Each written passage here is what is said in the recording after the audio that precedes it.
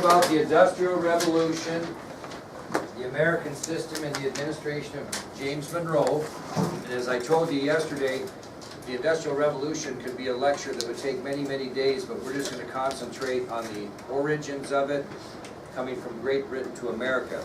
And I said yesterday that the Industrial Revolution was basically a shift from manual labor to machines. And Julie had a great question yesterday about whether that would cost people jobs. And this time in history, because there wasn't a lot of supply, it did not. It actually created a lot of jobs. Basically, the Industrial Revolution was a revolution in manufacturing and industry that began in the 1700s with the invention of power-driven machines. And we mentioned yesterday that power-driven machines would be machines that would be driven by mainly water at this time. Is Maria coming too? Did you see Maria? Oh, you didn't. Power-driven machines were machines that were driven by mainly water and then later steam. We talked about the concept of a shift from manual labor to factories would result in mass production, which would result in great profits for the United States of America. We told you that one of the first inventors and skilled workers who became a pioneer of the Industrial Revolution was a British man by the name of Samuel Slater. He landed in New York in 1789. He became known as the father of the American factory system. Now, he was just 21 years old when he left England, but he was a very highly skilled mechanic. He had experiences working in these British cotton textile mills. He had great knowledge about the new spinning and weaving machines, and he knew how to build them. Now, the British, like a good hunting spot, didn't want their secret out there, and so they passed laws that stated that any of these machines could not be sold outside of Great Britain, and it forbid any textile workers from leaving the country. Well, Slater managed to slip out of the country. He arrived in New York, as I mentioned, in 1789. He had both empty hands and empty pockets. But he knew how to build these power-driven machines for spinning and weaving. He had a great knowledge.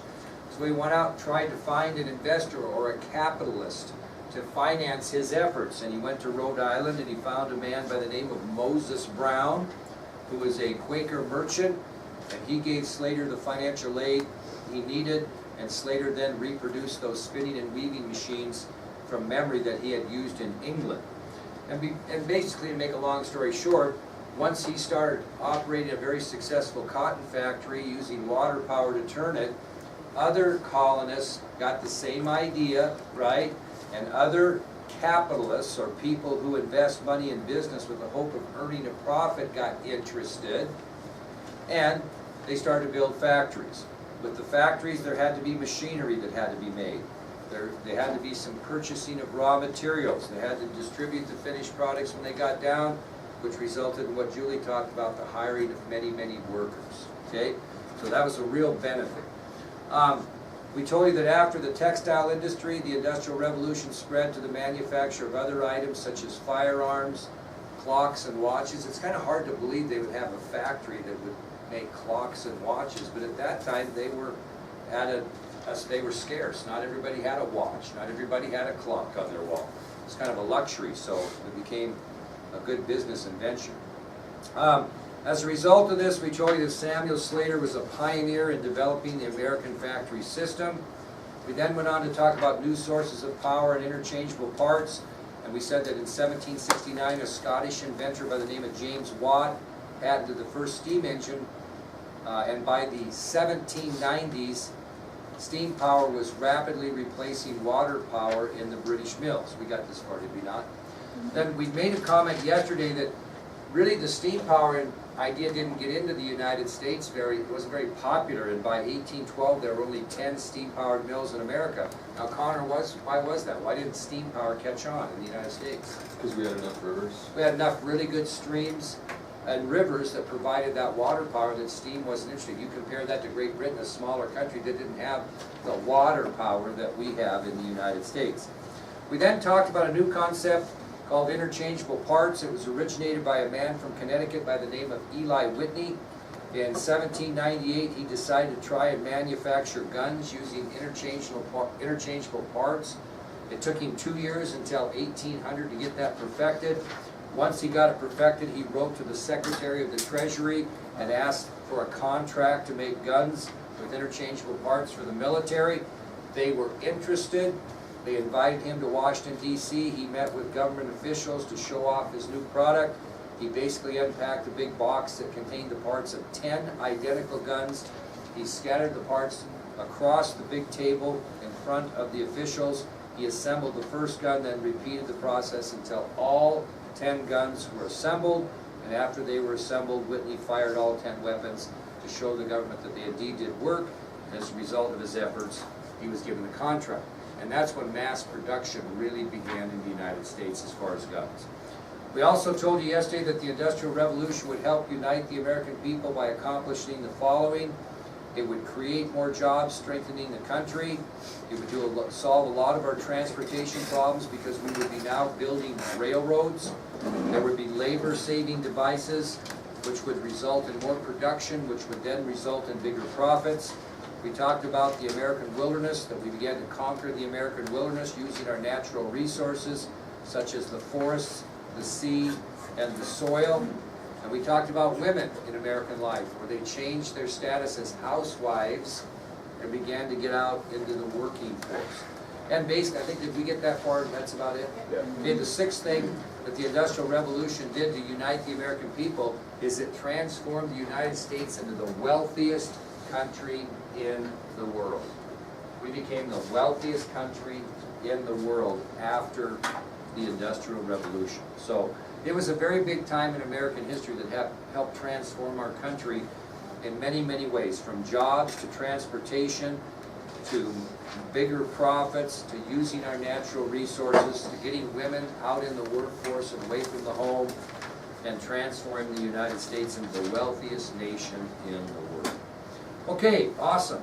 We'll go to our next subtopic then, which is the development of the American system under new national leaders.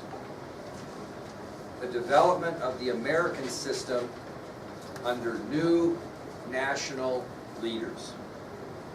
So wealthiest nation. I think so. I don't know. I don't know if that's true. And we're in debt like you can't believe. That's Isn't it like amazing. $22 trillion? Jesus, if I ran my bank account like we run this country's treasury, we'd all be broke. You know what I mean? You know, and Bill Clinton, President Clinton had his problems, but he's the last president that left office where the country was out of debt. They were in the black, not in the red. That's hard to believe, but that's true. That's true. So, okay, now what's going to happen here after the War of 1812? You're going to see new national leaders come onto the scene, and you're going to hear about these guys from now, through the Civil War quite a bit. And these three leaders were very outstanding, and they became known in American history as the famous three. This is what they were called in American history, was the famous three. And these are a new breed of leaders across this country, and each of these three men is going to play a prominent role in the nation's history for the next 35 years. So again, after the War of 1812, there became new national leaders that came onto the scene. Three of these new leaders were particularly outstanding. They became known in American history as the famous three, and each of these three men will play a prominent role in the nation's history for the next 35 years. Okay? The first is Henry Clay. Henry Clay.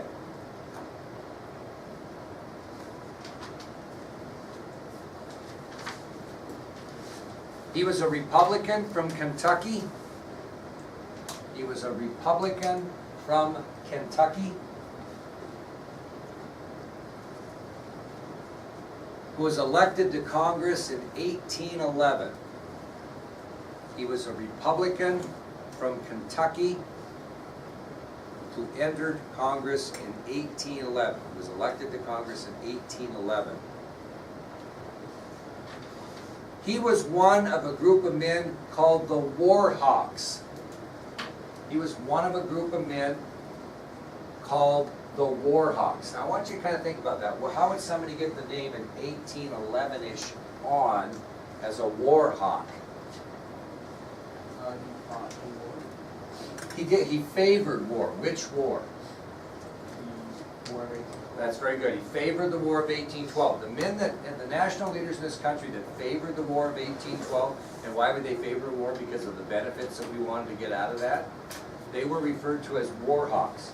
So he was one of the war hawks who favored America's entrance into the War of 1812. So he's a very prominent leader who favored America entering the War of 1812. Why? Because of the benefits that we received afterwards. He was a lawyer by trade. He was a lawyer by trade. What does that mean? Means that's what he did for a living. I'm a teacher by trade. Debatable by some, but anyway.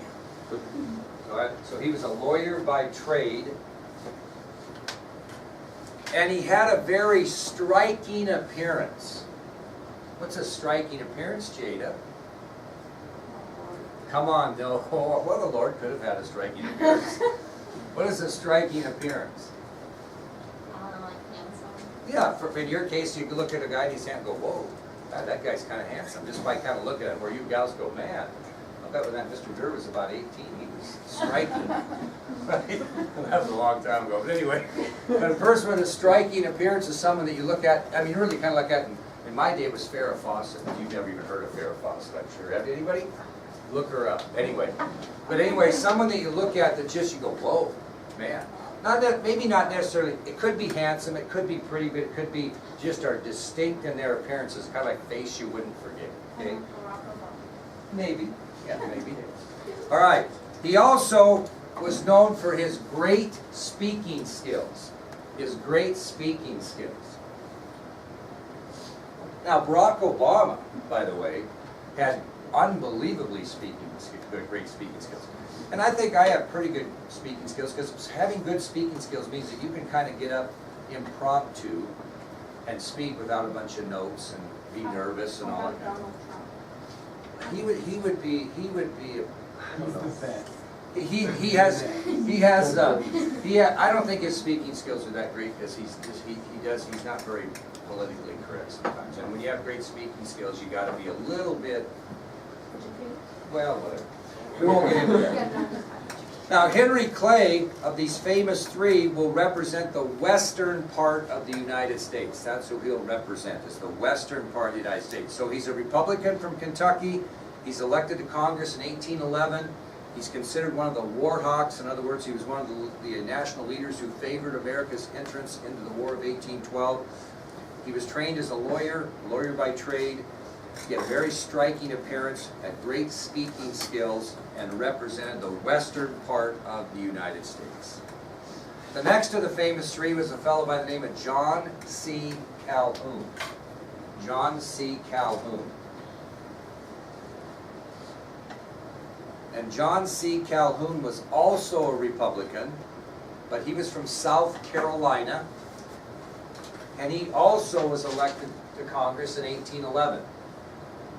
So John C. Calhoun was a Republican from South Carolina, also entered Congress or was elected to Congress in 1811.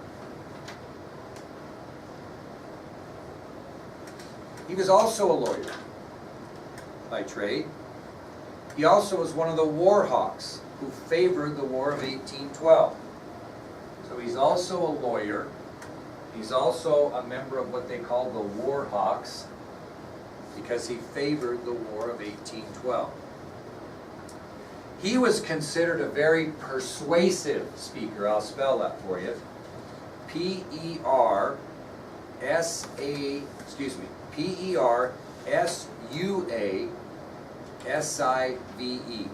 P-E-R-S-U-A-S-I-V-E. Now, if you're a very persuasive speaker, what does that mean? What's a persuasive speaker? You convince people to take your side of something. You can convince people, yeah, you're not one to give up, okay? If you're persuasive, it could be a little bit intimidating even, okay? And your definition of diplomacy isn't allowing others to have your way. Your definition of diplomacy is telling someone to go to hell and they enjoy the trip there. Okay, that's a persuasive speaker. Lyndon Johnson, our 36th president, might have been one of the greatest persuasive speakers we ever had. When he wanted somebody to do something, he had a way of getting you to do it. And a persuasive speaker is one that can persuade you to do what they want you to do. Sometimes with good diplomacy, like allowing others to have your way, but most often your diplomacy is telling someone to go to hell and they enjoy the trip there. Okay, in other words, this is the way it's going to be. You want it to be you want it to be your idea that somebody else agrees to, but sometimes when you're persuasive, you have to be a little harder. That's the way he was. He heavily favored states' rights. He heavily favored states' rights, which means what, Kendrick? If you favor states' rights, what's that mean? That's right. The state law should override federal law. States should have the ability to do what they want to do despite what the federal government says. He was really into states' rights. Now, we get towards the Civil War, that's going to be a big issue, states' rights, okay? He represented the southern part of the United States. So, John C. Calhoun was a Republican from South Carolina. He's elected to Congress in 1811. He is also a lawyer by trade. He was also one of the war hawks who favored the War of 1812. He was a very persuasive speaker, strongly favored states' rights, and represented the southern part of the United States. Yep. So is Henry Clay, John C. Calhoun, and Daniel Webster, are all three of those guys going to pop up later on? For the next 35 years, not during the Civil War, but you hear about a lot about it up to, yep. And Clay especially, okay. The third of the famous three will be Daniel Webster. Daniel Webster. He is a Federalist from Massachusetts. The other two are Republicans. He was a Federalist from Massachusetts. And he was elected to Congress in 1813. So he's a Federalist from Massachusetts who was elected to Congress in 1813. He was actually born on a farm in New Hampshire. Okay, so he's a New Englander through and through. And he also is a lawyer. Okay, he was born on a farm in New Hampshire and also became a lawyer. All three are lawyers. Born on a farm in New Hampshire, also a lawyer. Now, unlike Clay and Calhoun, he opposed America's entrance into the War of 1812. So he definitely was not a war hawk, okay? He opposed America's entrance into the War of 1812. And he was considered a very powerful speaker. What's the difference between a good speaker, a persuasive speaker, and a powerful speaker? Anybody know? A powerful speaker is someone that's going to get your attention. Now, you may not always agree with what they're saying, but they will have your attention. You're going to want to listen to them. Okay? I'm not sure I'm a huge fan of President Trump, which is not political, I'm just saying that. But if he was going to be in the area where I could go see him speak, I think he would be a powerful speaker, someone that someone would want to go listen to, rather they agree with what he says or not. He would be a powerful speaker to me. Daniel Webster is going to represent the northeastern part of the United States. The northeastern part of the United States. So Daniel Webster was a Federalist from Massachusetts. He was elected to Congress in 1813. He was born on a farm in New Hampshire, also became a lawyer. Unlike Henry Clay and John C. Calhoun, Daniel Webster opposed America's entrance into the War of 1812. He was considered a very powerful speaker, and he will represent the northeastern part of the United States. Now, these three guys, I'm introducing you to them now. You're going to hear a lot about them between now and when we get to the Civil War. Okay? All right, let's talk about the election of 1860. The election of 1860. Who's president? We haven't talked about it a bit. No, not yet. James Madison. Very good. Then James Madison. Now, could he run for re-election? Sure he could, because like I mentioned before, the first president to be limited by the 22nd Amendment is this fellow. So we got a long ways to go. So all these guys could run again. And he does not want to run again. So guess who he nominates? His Secretary of State. Remember this pattern of the Secretary of States? Okay, his Secretary of State, James Monroe, will be the Republican nominee for president.